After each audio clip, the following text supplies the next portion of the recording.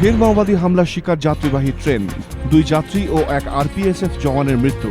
আজ দুপুরে এই ঘটনা ঘটেছে বিহারের জামুই ও লক্ষ্মীসরাই স্টেশনের মাঝে ভালুই হল্টে। মৃতদের মধ্যে একজন বিহার পুলিশের ইন্সপেক্টর কুমার অমিত।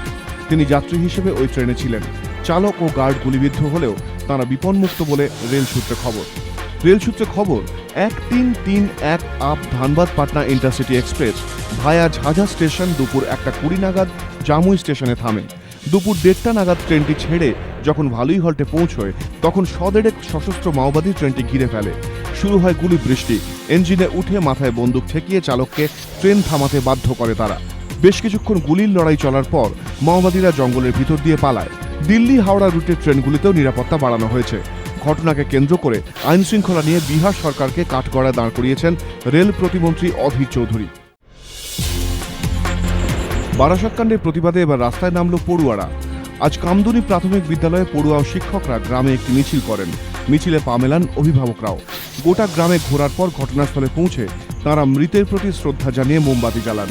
অন্যদিকে কামদুনি জুড়ে আজও চাপা উত্তেজনার পরিবেশ। যাদবপুরের প্রিন্স গোলাম হোসেন শাহ রোডের এই বাড়িরই বাসিন্দা বছর 12 শুভদীপ দাস। পাড়ায় সবাই চিনত শুভম নামে। পুলিশ সূত্রে খবর, বুধবার রাতে ঘর থেকে শুভদীপ দাসের ঝুলন্ত দেহ উদ্ধার করেন পরিবারের সদস্যরা। হাসপাতালে নিয়ে যাওয়া হলে চিকিৎসকরা শুভদীপকে মৃত বলে ঘোষণা করেন। পুলিশ সূত্রে খবর, শুভদীপের গলায় নখের আঁচড়ের দাগ ছিল। যদিও এই ঘটনাকে আত্মহত্যা বলে মানতে নারাজ শুভদীপের পরিবারের অন্যান্য সদস্যরা। তাদের অভিযোগ, শুভদীপকে খুন করেছেন তাঁর মাই। পরিবারের দাবি, যাদবপুর হাই স্কুলের 7ম শ্রেণীর ছাত্র ছিল শুভদীপ। 2006 সালে শুভদীপের বাবা মারা যান। তারপর থেকে তার উপর অত্যাচার চালাতেন মা ভাস্বতী দাস। প্রায় দিনই ছেলেকে বাড়ি থেকে বের করে দিতেন। মায়ের অত্যাচারে প্রায়ই বাড়ির বাইরে রাত কাটাতে হতো শুভদীপকে।